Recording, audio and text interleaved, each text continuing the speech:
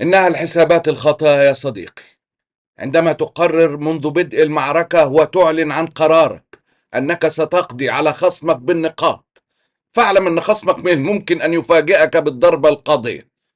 هذا ما حدث مع نصر الله اللي ظن أنه سينتصر على الكيان بمعركة استنزاف طويلة الأمد ضمن قواعد الاشتباك المحددة دعما لغزة. لكن الدور جه على نصر الله ولبنان. نصر الله الذي حال بينه وبين جنازة وتوديع شعبي تاريخي من المحيط إلى الخليج، حال بينه وبين ذلك دماء سورية. تفاصيل مهمة الليلة: كيف تم الاغتيال وهل باعته إيران؟ بديل نصر الله، هل انتهى الحزب بعد الاغتيال؟ وعلاقة بشار بما حدث من انهيار. أهلا بكم في مع معتز. رسميا أعلن حزب الله اغتيال أمينه العام حسن نصر الله في هجوم الضاحية، ليؤكد بذلك الإعلان ما أعلنه جيش الاحتلال منذ أكثر من 24 ساعة. هذا الإعلان الذي أصر عليه جيش الاحتلال وعاد للتأكيد عليه صباح اليوم بأنه نجح في اغتياله وأنه تأكد من ذلك. الحقيقة الناصعة بعيدا عن المشاعر أن كل إعلانات جيش الاحتلال المتعلقة بلبنان وإيران ثبتت صحتها، لتثبت الحقيقة المؤلمة واللي أكدتها لحضراتكم شخصيا مئات المرات، أن إيران ولبنان مخترقان اختراقا غير مسبوق. لم يستطيع حتى اللحظة اللي بكلم حضرتك فيها إن هم يلملموا ذلك الاختراق أو يعرفوا أسبابه أو حتى طريقه. اختراق غير مسبوق. كل إعلانات جيش الاحتلال كانت دقيقة، على العكس بفضل الله وحده مما يحدث في غزة. وده بيؤكد لحضرتك كمان درس مهم جدا لينا جميعا، انه تنظيف الارض من الخونة اهم من قبل بداية اي حرب، اهم من الاسلحة واهم من العتاد واهم من الخطط، وان الخيانة والمنافقين اللي بيتواجدوا بينا دول اخطر من اخطر عدو. نقطة من اول السطر. كيف وصلت إسرائيل لنصر الله؟ ده سؤال مهم، لكن الموضوع تعدى إزاي وصلت؟ الموضوع إزاي كانت متأكدة بهذا الشكل وتمتلك تلك الثقة وهي من المفروض نظريا ملهاش حد على الأرض، مش محتلة لبنان ولا جيشها موجود في الداخل اللبناني. إزاي كانت متأكدة بهذا الشكل وأعلنت وأكدت، وفي النهاية أعلن متأخرا الحزب وإيران؟ ده سؤال هحاول بإذن الله أجاوب لحضراتكم عليه النهاردة. اللافت للنظر في إعلان جيش الاحتلال واللي اعترف به الحزب إن الاغتيال تم في مبنى القيادة المركزية للحزب بالضاحية الجنوبية في بيروت. ليه ذهب نصر الله لهذا الاجتماع رغم معرفته إنه مستهدف؟ يعني شيء غير معقول على الإطلاق. سذاجة صعب جدا. شيء أخطر من ذلك بكثير، أعتقد ده الأقرب. Hassan Nasrallah, the leader of an evil terrorist organization, the senior terrorists eliminated with him, and the central headquarters were a legitimate military target under international law. As of last night, Hezbollah's leader Hassan Nasrallah will no longer be able to terrorize the world. ازاي اسرائيل عرفت المعلومة وازاي كان هذا الاختراق التاريخي؟ دي حكاية فتحناها من فترة طويلة وهحاول اجاوب لحضراتكم عليها بعد قليل. السؤال الاهم: لماذا خرج نصر الله من مخبأه اللي واضح انه كان مؤمن بنسبة كبيرة وما قدرتش اسرائيل لا توصل له ولا تحاول اغتياله داخل هذا المخبأ؟ ازاي خرج ولماذا لحضور هذا الاجتماع في مقر الحزب اسفل الارض؟ ليه ما بعتش حد يحضر مكانه؟ يعني اي حد ذو تفكير محدود هيقول لك مستحيل نصر الله يعمل كده في ذلك التوقيت، خصوصا مش هقول لك سلسلة الاغتيالات والجرائم اللي ارتكبها جيش الاحتلال بحق ايران ولبنان. لا، ده بعد ايام من اغتيال ابراهيم عقيل داخل اجتماع اسفل الارض بدورين برضه. يعني اسفل الارض ده ما عملش اي حاجة ولا كان غطاء الصواريخ الخارقة دي بتخترق اسفل الارض. ازاي راح هناك؟ ابراهيم عقيل امريكا طلباه من الثمانينات، من اهم المطلوبين في لبنان، وحتى مش عارفين يوصلوا لصورته لما كبر، فعرفوا يوصلوا له دلوقتي. دي رسالة تقول لك ان اي حد عاقل يقول مستحيل نصر الله يكرر نفس الغلطة، ومستحيل اللي حواليه المفروض يعني يخلوه يكرر نفس الغلطة بعدها باسبوع، وبعد ما هو بنفسه بلسانه اقر بعد اختراق البيجر ان في ضربة قوية لم يكونوا يتوقعوها قد حدثت. فازاي يخرج لهذا الاجتماع وهو متأكد ان في اختراق كبير جدا لم يدرك لا هو كحزب ولا ايران ابعاد ذلك الاختراق؟ في تقديرنا الموضوع ليه احتمالين لا ثالث لهما. الاحتمال الاول هو ان الوضع جد خطير داخل الحزب بعد الاختراق والاغتيالات، واصبح الساحة فارغة بشكل كبير، ما بقاش في حد قيادات يثق بيهم نصر الله بعد ان اغتال كيان القيادات اللي هو بيثق بيها، وان الوضع خطير جدا داخل الحزب وفي ضعف شديد، فكان لازم يخرج من مخبأه ويحضر الاجتماع ده الاحتمال الاولاني، يعني سبب قهري وانحدار وخطورة غير مسبوقة تخليه يحضر مثل هذا الاجتماع بنفسه، مش مثلا يحضره عن طريق مندوب، لا، لازم يحضر بشحمه ولحمه ليكون الاجتماع الأخير. الاحتمال الثاني وممكن يكون مرتبط بالأولاني هو ان ايران من اصرت اصرارا عنيفا ان يحضر نصر الله ذلك الاجتماع. ركز في اللي جاي ارجوك.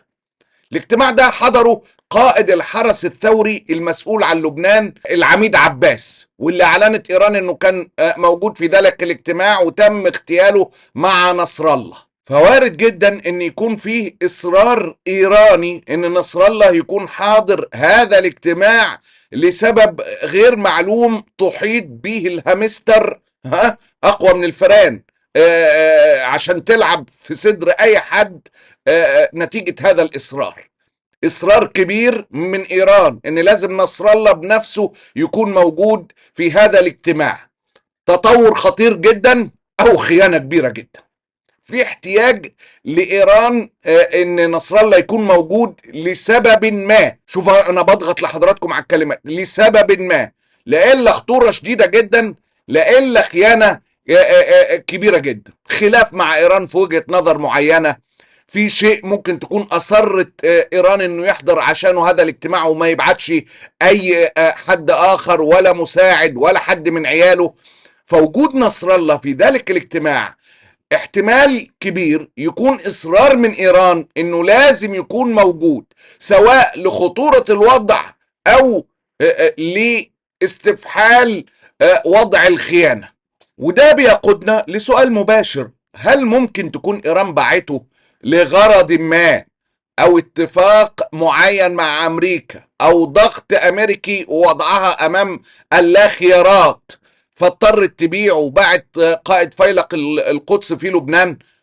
باعته عشان تحافظ على برنامجها النووي، او اتفاق مع امريكا ان اسرائيل لا تقصف برنامجهم النووي مقابل انها هي تسلمهم رؤوس هؤلاء؟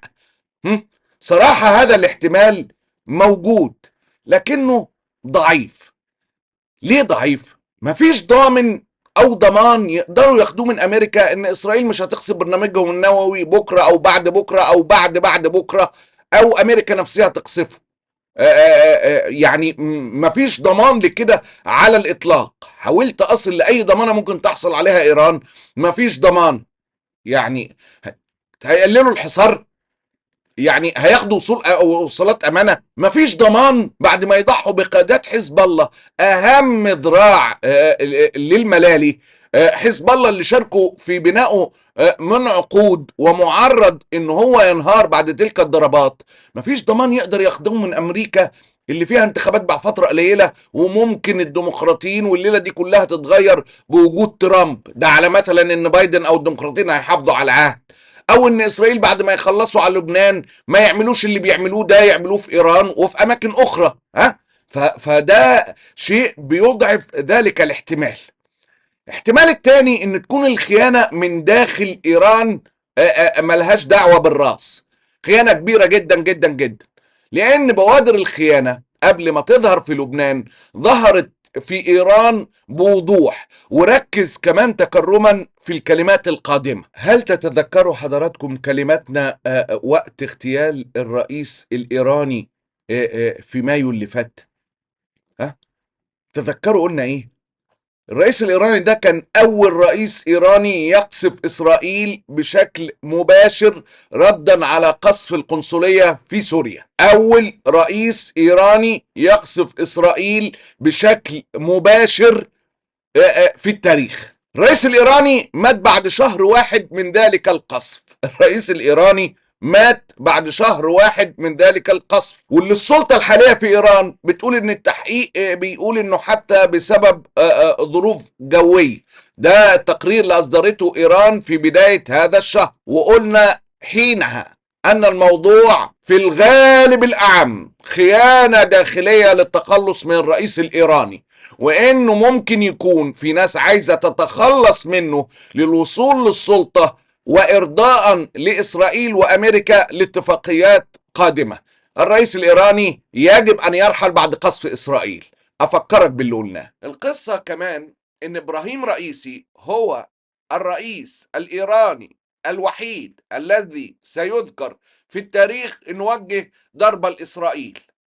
ضربة حفظ ماء وجه، ضربة مش حفظ ماء وجه، أبصر إيه مش عارف إيه، لكنه سيبقى الرئيس الإيراني الوحيد اللي ضرب إسرائيل. هل هي حتى بسبب سوء الأحوال الجوية؟ بتقديري اللي ما يعنيش أي حد، لا، ليها أسباب سياسية، مؤامرة داخلية، ولا مؤامرة داخلية خارجية للخلاص من الرجل عشان ما يصلش للكرسي. المفروض يبقى معاه وزير الزراعة، اللي معاه وزير الخارجية. هل كان في اجتماع ليه أهداف أخرى غير افتتاح السد اللي يخلي الرئيس وزير الخارجية يروحوا هذا المشوار؟ فين وزير الزراعة؟ الطيارتين التانيين في يعني ضباب كتير محطوط حواليهم. ليه دول رجعوا؟ الراجل اللي عمل اتصال من مساعد الرئيس عمل اتصال بالفعل. ازاي اجهزة الامن والمخابرات الايرانية ما قدرتش توصل لمكان الاتصال وقعدت كل تلك الساعات؟ فالتوقيتات عجيبة جدا بصراحة، يعني تزامن الاحداث عجيب جدا، والانهيار كده زي الضمنة. توقيتاته عجيبة جدا وبسرعة شديدة جدا. الأكيد إن الخيانة بدأت داخل إيران قبل ما تظهر في لبنان أو أي حتة، ومش النهاردة ولا امبارح ولا ده من أول استهداف العلماء والبرنامج النووي لحد اللي حصل لسليماني ثم الرئيس الإيراني وبعدين إسماعيل هنية اللي كان في ضيافة الرئيس الإيراني الجديد. في ضيافة الرئيس الإيراني الجديد. ما هو لو مشيت ورا تلك الاحتمالية كان يجب أن نتخلص من الرئيس الإيراني القديم اللي قصف إسرائيل، ويأتي رئيس إيراني جديد يلتزم بما هو واجب. النظرية دي استكمالها يبقى كده. إيران رفعت الرايات الحمراء ومرشد إيران قال لك الثار واجبنا وكلام من ذلك القبيل، وفي الآخر اختفى كل حاجة، وإسرائيل كملت واختلت قيادات تانية مهمة جدا في لبنان. ففي من الواضح ان في تغير كبير جدا حصل في السلطة في ايران. يعني ايران انتقمت عن طريق الرئيس القديم لقصف القنصلية في سوريا، ولا تنتقم حتى اللحظة، لا لهنية ده في ظل رئاسة الرئيس الجديد، لا الهنية اللي كان في ضيافة رئيسها ذاته وتم اغتياله بالقرب من القصر الجمهوري، ولا انتقمت لقياداتها اللي اتقتلوا في لبنان.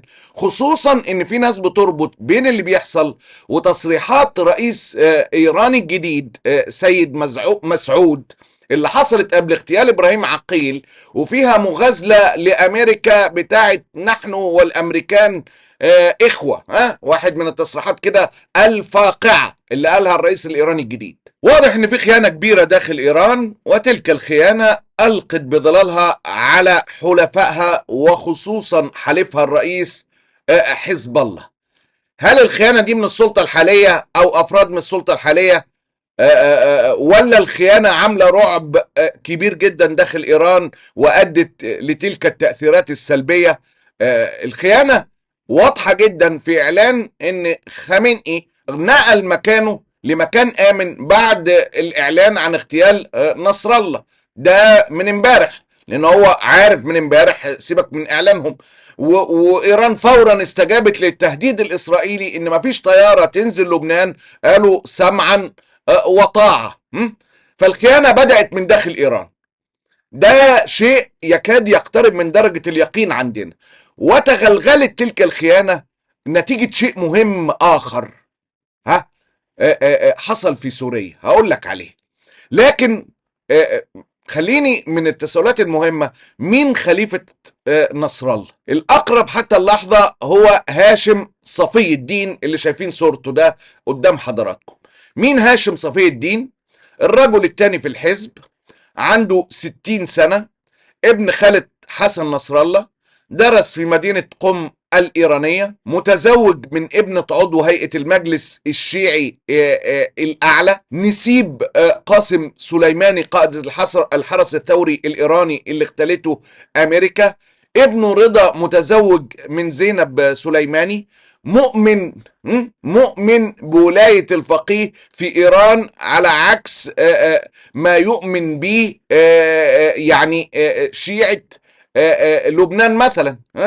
مسؤول استثمارات خارجية للتنظيم في الخارج، يعني يعتبر خليفة نصر الله فعليا منذ التسعينيات. لما تولى نصر الله سنة 92 خلفا لعباس الموسوي اللي اغتالته إسرائيل، هاشم صفي أمريكا طلباه وحط مكافأة لي من 2017، مكافأة اللي يوصلهم لراسه من 2017. فهاشم في اعتقادي ممكن يكون أقرب لإيران من نصر الله، في اعتقادي، ده اعتقاد، لأنه بيتبع ولاية الفقيه اللي هو بينفذ اللي بيقوله الملالي في إيران حرفيا.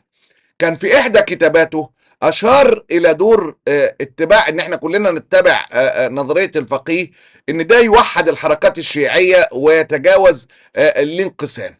هناك احتمالية أيضا أو احتمالين بالاختراقات. أنا بقول لك أسباب فرعية، احنا قلنا الأسباب الرئيسة، إن الاختراق يكون تم عن طريق هاشم، مش عن طريقه الشخصي، عن طريق حد قريب منه، لسببين. أول حاجة علاقته بالاستثمارات الخارجية وتحركاته الخارجية. ويوسي كوهين رئيس الموساد السابق في الفيديو الحصري اللي أذعناه قبل كده قال في 2021 إنه نجح في تجنيد قيادة لحزب الله في أوروبا، وإن الراجل ده بيدخل بيوت القيادات الكبيرة. فوارد جدا إنه يكون جزء من الاختراق الإسرائيلي عن طريق واحد من رجالة هاشم اللي بيروح ويرجع لأوروبا ويقدر يوصل لمعلومات عن طريقه، خاصة انه لم يتم استهداف هاشم في الاغتيالات اللي فاتت، وإسرائيل لم تعلن عن استهدافه. وارد جدا انه ما تمش استهدافه بسبب انه تحت السيطرة عن طريق حد قريب منه، لكن ما فيش معلومة واضحة على الإطلاق، لكن الاحتمالية موجودة.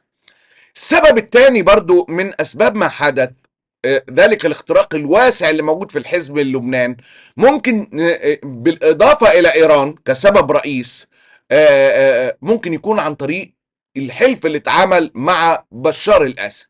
بشار اللي مخترق بشكل كبير جدا جدا جدا، مركوب يعني من زمان هو وعيلته، وانه انفتاح الحزب على بشار خلى معلومات كتيرة عن الحزب وتفاصيل كتيرة جدا تصل لسوريا وتصل لبشار اللي هو مركوب ركوب السنين حقيقة هو ورجالته منذ فترة كبيرة. ناهيك ان دعم نصر الله لبشار ومساعدته في قتل الشعب السوري دي واحدة من الجرائم التي لا تغتفر. بقول لحضرتك كان نصر الله اللي اتقتل وابنه اتقتل قبل كده وبيحارب إسرائيل كان مؤهل تماما لجنازة تاريخية غير مسبوقة في ذلك الوطن الكبير، ونصر الله كان بيحظى بشعبية كبيرة جدا جدا جدا في الأوطان العربية من المحيط للخليج، لولا طبعا إرادة ربنا ثم دماء سورية. فممكن جزء من الخيانة وتسريب المعلومات يكون عن طريق سوريا وعن طريق المحيطين ببشار. فسوريا كانت السقطة الكبرى اللي خلت الحزب يخرج من مكانه ويفقد الحاضنة الشعبية اللي كان بيعيش فيها لحد الجريمة التي لا تغتفر في سوريا. كان في حاضنة شعبية كبيرة جدا من المنطقة وما بيحظاش بذلك أو تلك العداوة وقبل توغله في سوريا، وأدت لاستنزاف التنظيم بشكل كبير بعد ما دعم بشار في قتل شعبه وعملوا جرائم غير مسبوقة لكي يظل ابن الكلب رئيسا بالإجماع، بشار وأبوه اللي مسلمين سوريا لإسرائيل وإسرائيل عارفة كل حاجة عنهم. وللبشار اللي لحد دلوقتي ما استخدمش طيارة ولا سلاح في دعم غزة ولا لبنان ولا حزب الله اللي أنقذه عشان يفضل في السلطة، لا ده بيستخدم الأسلحة بتاعته وطياراته اللي لا يمتلكها حزب الله في قتل الشعب السوري. فده جزء من الاختراق اللي حصل للتنظيم والضعف اللي ظهر فيه بشكل كبير. السبب الثاني الالتزام بقواعد الاشتباك. الجملة دي موتتني وعلقت كتير جدا عليها على الهوا. الكيان هيدخل الحرب مع لبنان سواء دعمت غزة او ما دعمتهاش. يعني قصة البيجر دي مقدمة اصلا لاجتياح بري ودخول الحرب مع لبنان. بيجر ده خطة معمولة عشان لحظة دخول لبنان، فكده كده كده كده كان هيجي الدور على لبنان ونصر الله والحزب وقع في ذلك الفخ. حقيقة فخ ايه؟ اللي هو الاستنزاف بالطريقة رويدا قام لدعك الضربة الكبيرة. تخيل انه كده مش هيدخل في معركة ولم يستغل الكيرف اللي كانت اسرائيل فيه في ادنى حالاتها، الكيرف اللي كان في ادنى مستوياته وكانت مضطربه ومش فاهمه فيه ايه، والمقاومه كانت في اعلى جهوزيتها داخل غزه. هذا التوقيت يا جماعه هو اساس كل حاجه في الكون. كل حاجه في الكون التوقيت اساس 90% من النجاح و95% من الفشل. التوقيت زي ما كنتش هتقدر تستحمل ده لو الحزب دخل الحرب فعليا.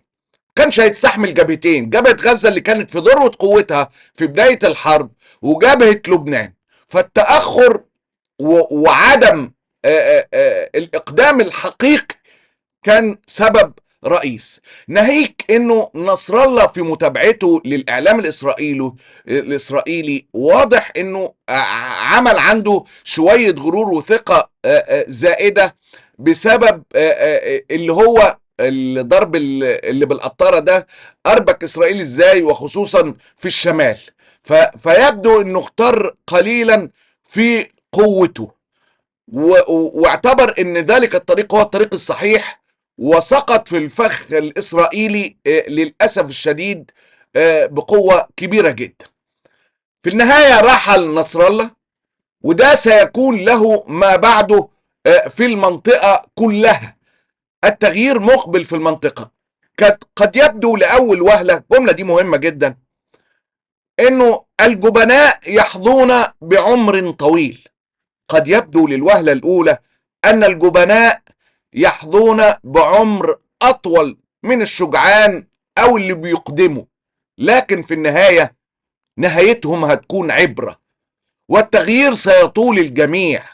وقلت لحضراتكم أن أخطر شيء أنه تسقط غزة، لأنه لن يكون هناك حائل ولن يكون لهؤلاء إلا ولا ذمة في رقبة أي حد، رغم الخطوات والخدمات الجبارة اللي قدمها أمثال ابن زايد والسيسي وعبد الله.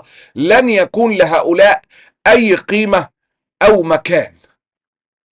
بتكرهوها أو زهقتوا منها، لكن لقد أكلنا يوم أكل الثور الأبيض. الله غالب.